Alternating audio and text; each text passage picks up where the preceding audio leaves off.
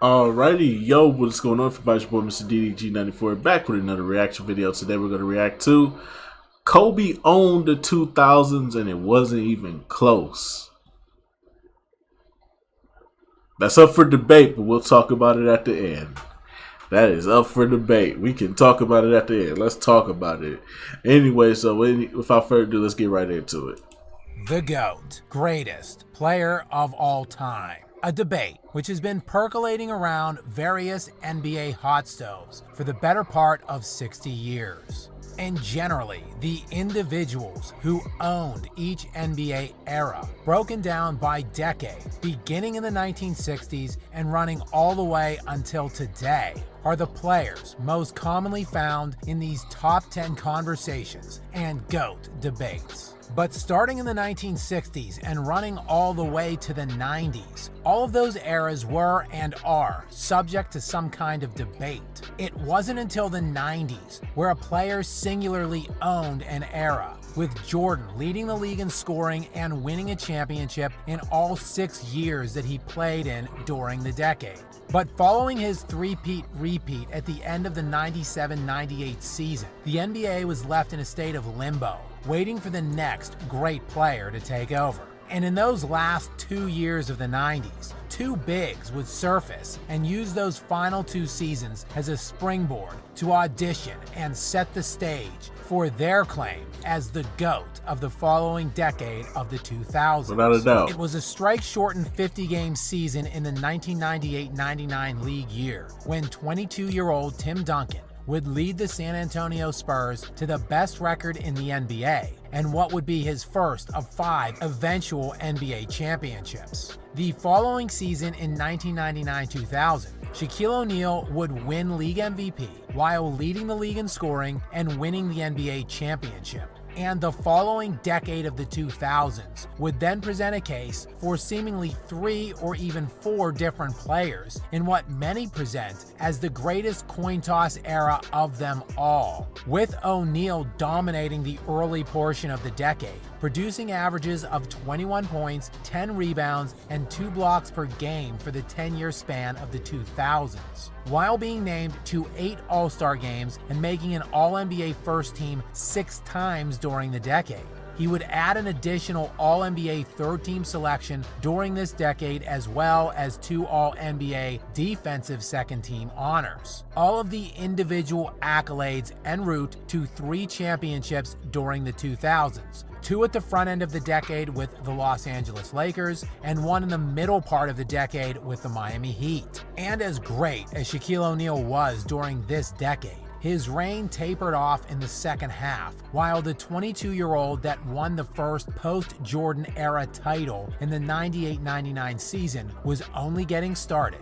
And Tim Duncan would grow into not just arguably the best player of the 2000s during this decade, but would become one of the best players of all time, as he is generally credited with being the best power forward in NBA history. And when evaluating his play during this decade, it was easy to see why. During this decade of the 2000s, Tim Duncan averaged 21 points, 11.5 rebounds, and 2.3 blocks per game, while being named to an All-Star team every season and being named to a first-team All-NBA distinction 6 times, with 3 second-team honors and 1 third-team, rounding out the decade with an All-NBA team selection for all 10 years. He also made 6 All-NBA defensive first teams during this decade, while being named second-team defense 4 times, thus making an All-NBA defensive team all 10 years of this decade as well. Therefore, Duncan was the best player at his position on both sides of the floor for a decade, where he won 3 NBA championships along the way,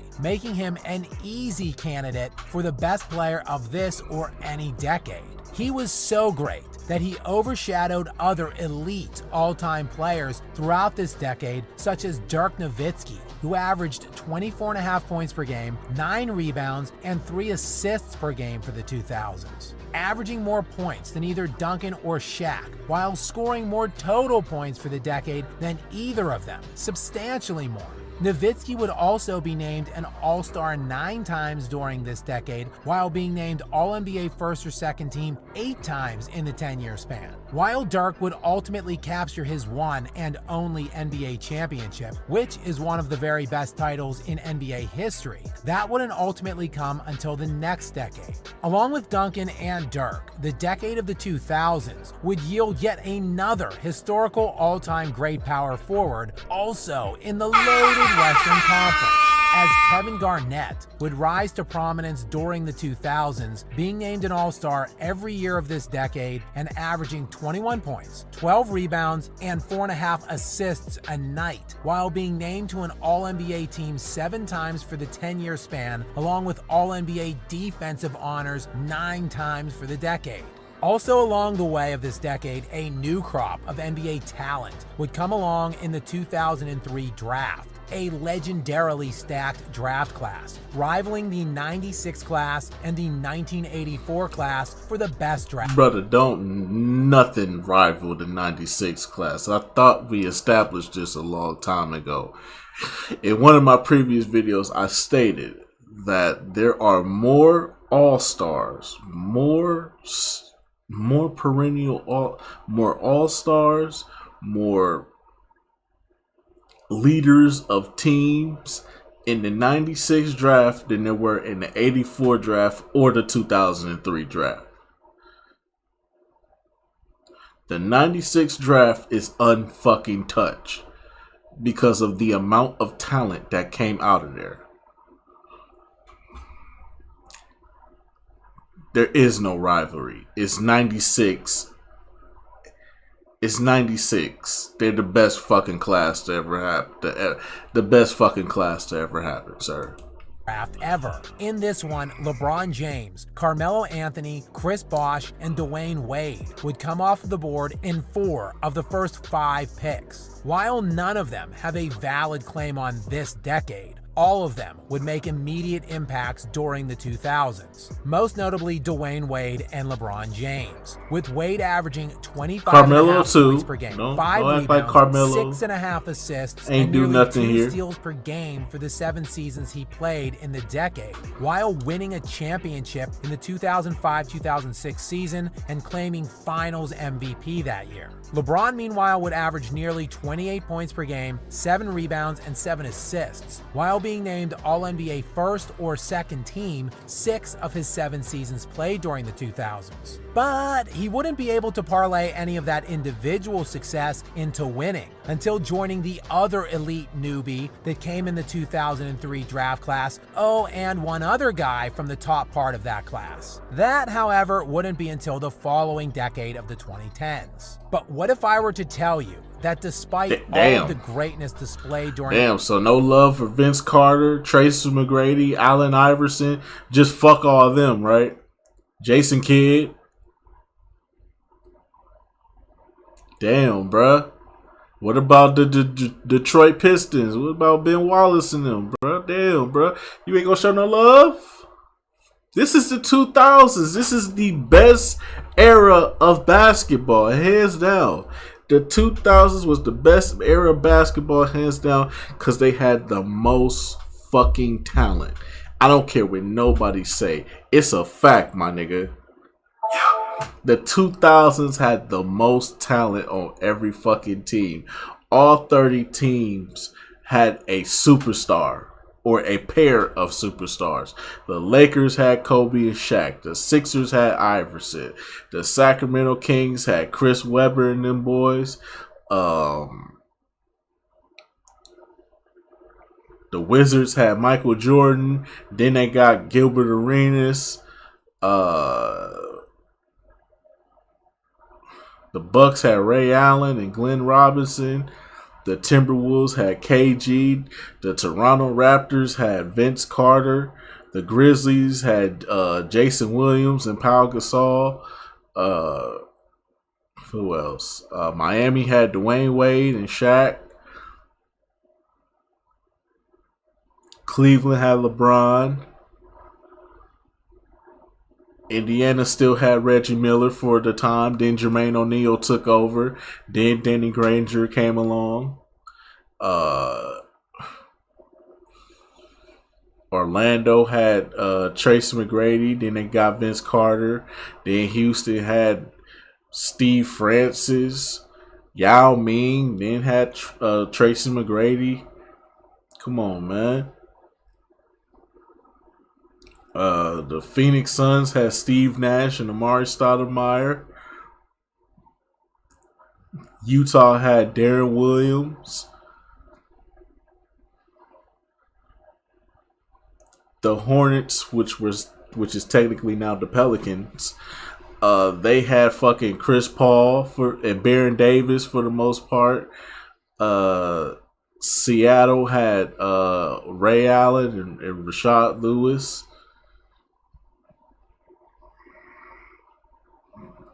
Try to think of any other team that I'm forgetting. Atlanta had Joe Johnson.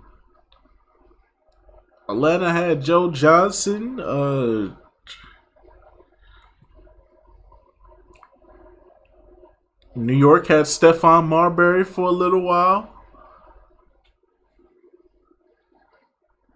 New Jersey had Jason Kidd, Vince Carter. Denver had Melo. Boston had Paul Pierce, which I'm surprised you didn't talk about, considering the fact that Paul Pierce was a fucking problem during this time frame, during this decade. Paul Pierce was a fucking problem, bruh. Oh my God, put some respect on Paul Pierce's name, please.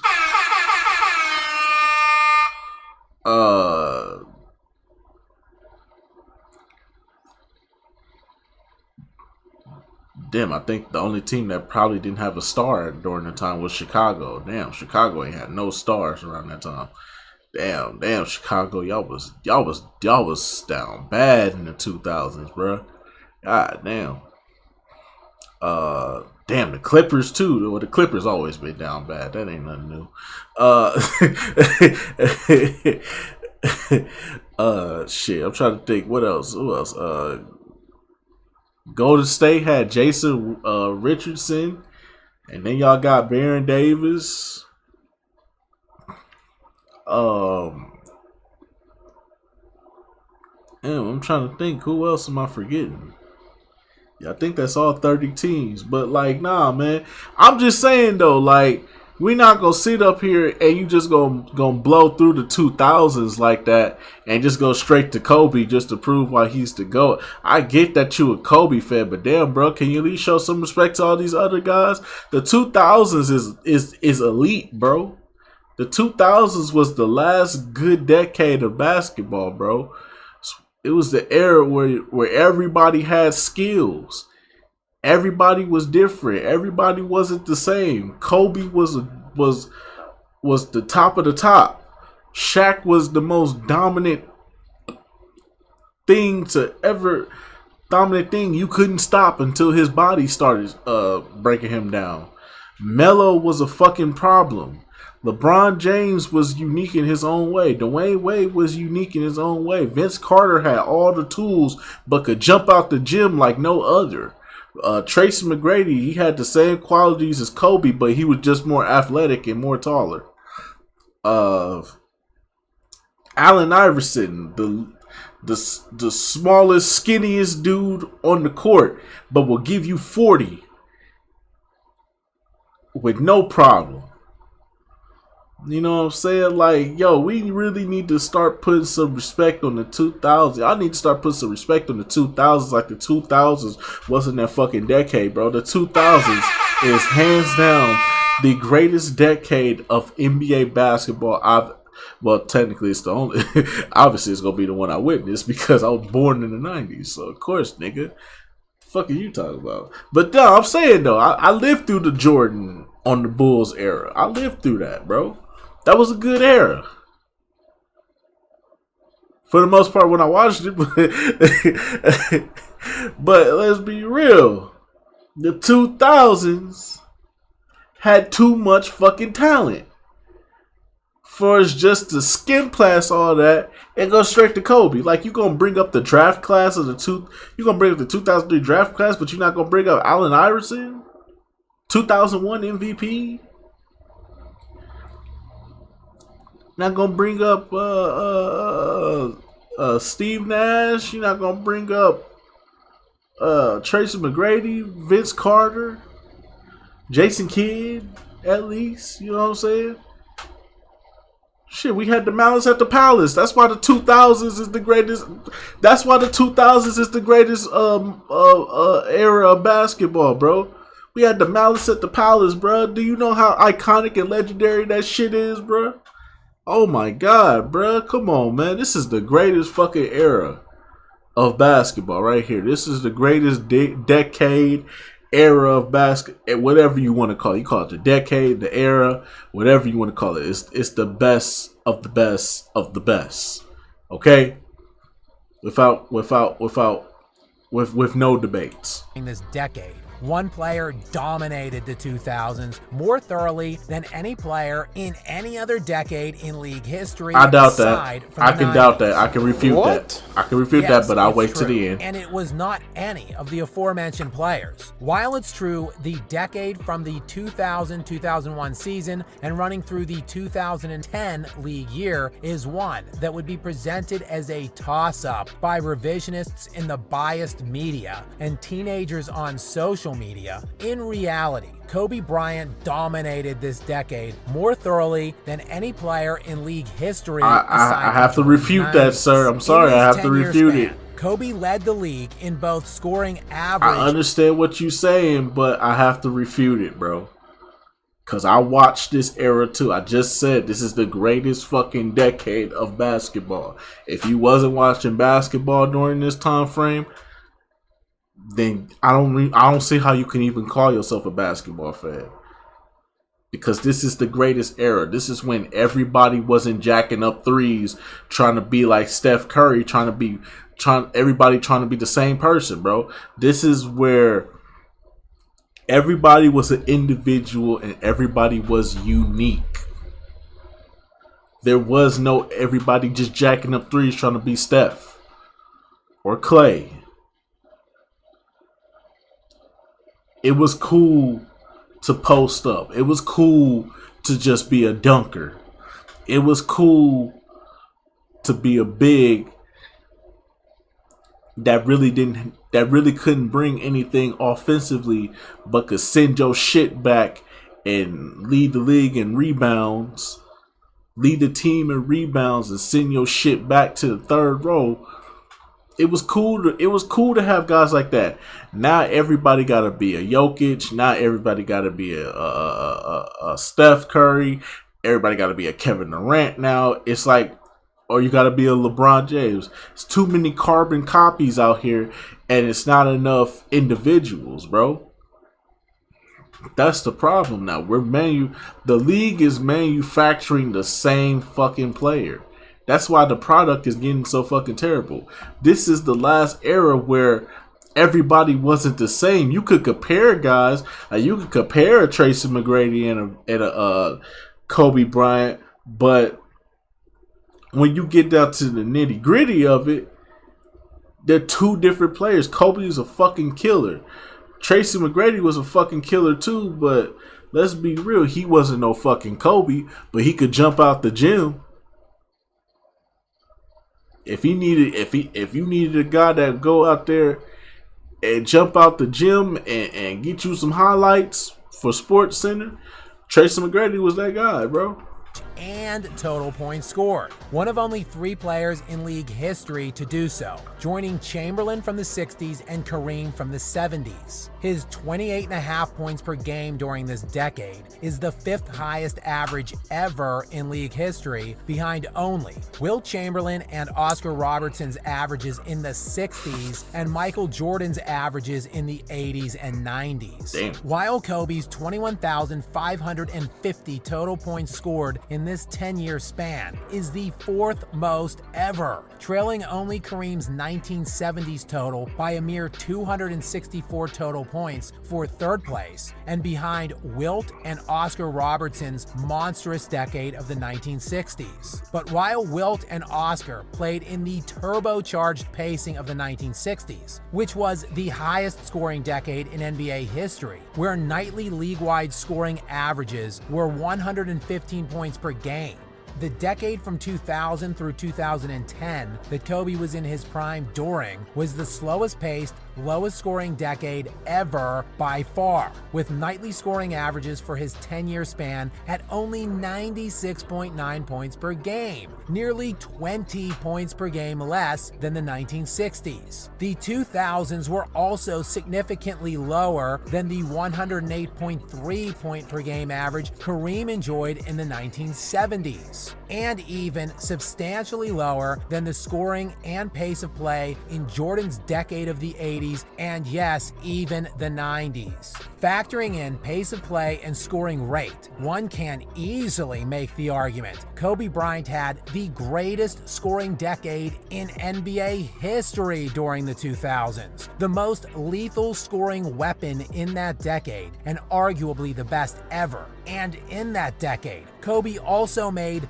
9 All-NBA defensive teams of that 10-year span, with 7 of those being first-team selections. This is while being named an All-Star and to an All-NBA team for all 10 years, 8 of which were first-team distinction. So like Duncan during this decade, Kobe was easily the best player at his position on both sides of the ball. But Kobe did this while leading the decade in points scored and scoring average, while scoring over 5,000 more points for the decade than Tim Duncan. And during the decade, Kobe went to 6 NBA Finals series, more than anyone else, and won 4 championships during this 10-year span, also more than anyone else for the decade. And that was with Kobe going through a full-blown rebuild in the middle part of the decade and wasting 2 full seasons with dreadful supporting casts, which eventually would result in one of, if not the greatest playoff runs in NBA history to end this decade, taking at the time his one-time All-Star in Pau Gasol and running through a playoff gauntlet never before seen and never seen since, to make 3 consecutive finals appearances, winning back-to-back titles. In his 3-year finals run from 2007 through 2010, 11 of Bryant's 12 playoff opponents won at least 50 games during the regular season. Kobe would also lead the NBA playoffs in scoring for all 3 of those seasons, a feat accomplished by only one other player in modern NBA history, and that, of course, was you-know-who. Kobe, meanwhile, would also lead the Lakers in assists and steals over the 3-year finals run, spanning 67 games in the postseason, while averaging 30 points per game, right in the heart of the aforementioned slowest-paced, lowest-scoring decade ever. And yet, people actually say this decade is a toss-up, or even more pathetic, try painting it as Duncan's decade, when in reality, no one destroyed his era more thoroughly from a collective, individual, and team success standpoint than Kobe Bryant, other than Michael Jordan. Which is why so many players and those of us who actually watched this era have Kobe Bryant ranked so highly on those all-time lists. And while that does conclude our look at the 2000s, please make sure to subscribe and tune in. All right, I hear you out, bro. I hear what you're saying, bro. All the accolades, the points, the stats, they all scream Kobe. But let's be real. In order to own a decade, you also have to win. And I have to say, Kobe fits the criteria to own it. But also does Shaq. See, you have to think about it. Kobe and Shaq are tied in this decade. From 2000 to 2009, Shaq and Kobe were tied Remember, they won 3 together. They won one. They won only one championship individually. Say what you want, but Shaq has a claim for this decade as well. And I will say this. This was the Shaq and Kobe era. And that's fair. I feel like that's fair. Considering the fact that they were both teammates at one point. They went on to have individual success without the other. I feel like that's fair. In my personal opinion, this was the Kobe and Shaq era. Or you could say the Shaq and Kobe era. The 2000s belong to Shaq and Kobe. And it's not even close. I know some people are going to try to say, well, what about Tim Duncan? Tim Duncan didn't win enough. He didn't. You have to win. You can't just win MVPs and have good statistics. You have to win in this era. In order to claim an era, you have to win it.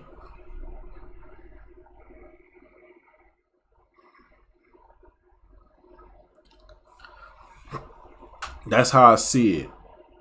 Like I said, it wasn't even up for debate for who was going to own the 90s. I still feel like Magic Johnson owned the 80s. But I still say it's the Larry Bird and Magic era. I say it's the Larry Bird and Magic era. I say both of them owned that era. Because without them, where would basketball be today? The 70s, that's out my reach. I wasn't born in the 70s. I wasn't born in the 80s either, but I know more about 80s basketball than I do 70s basketball, so you got me there. If y'all want to say that's the Kareem era, hey, that's the Kareem era. We all know the 60s is the Bill Russell era. It's not even up for debate. You know that. But when we're talking about the era that I grew up in, the era that I watched basketball closely, religiously in, never missed an All-Star game. Never missed a dunk contest. Never missed a playoff game. Never missed the NBA Finals. This is the era I grew up in. I watched this shit. I have experienced it all. And I can tell you at the shadow of a doubt, Shaq and Kobe owned this era. This whole decade belongs to them two. I understand people are going to say this was Kobe's time, but you have to factor in the winning part as well. And when we're talking about winners, Shaq and Kobe are the only two who have the most. So I believe it belongs to both of them. I don't care about what y'all trying to say. Oh, you're wrong, you're wrong, you're wrong. I don't care. It's my opinion. It's just how I feel. Okay, I grew up in this era. If you want me to really be honest with you, fuck Kobe and Shaq. Nigga, it's the Iverson era, in my personal opinion. Because that was my favorite player in this time frame. You think I gave a fuck about Kobe and Shaq? No, nigga, I was mad. Well, Shaq was one of my favorite players. I hated Kobe. I hated Kobe during this time. I hated Kobe. I hated the Lakers. I hated Kobe. I just liked Shaq. I only liked Shaq because he made them kiddie movies for. He was part of my childhood back in the 90s. Okay, he was on Good Burger. He had the Kazam movie.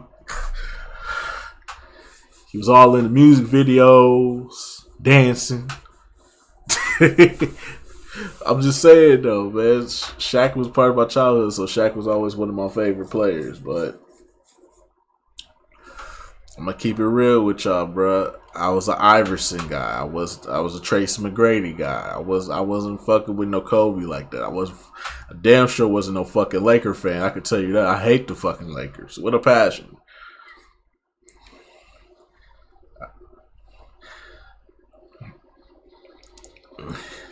Okay, so I'm just keeping it real with y'all, bruh. But if I had to be real about it, this was the Shaq and Kobe era. I don't want to hear your opinion. I don't care. I never said it was facts. Like I said, if I had to just give it, I cannot just give it to Kobe when Shaq dominated this era just as much as Kobe did. You can say that Kobe dominated it more than Shaq, but who the fuck was stopping Shaq when they was on their three-peat run? When Shaq was Shaq, who was fucking with him? Don't worry, I'll wait. Exactly. Can't tell me nothing. I know my basketball. I watch this shit too, bro. This is the era I grew up in. Okay? Don't get me started. Especially when it come to Allen Iverson. Don't get me started. But anyways, though, I just gonna about do it for this one. I'll see you all in the next video. Till then, peace out.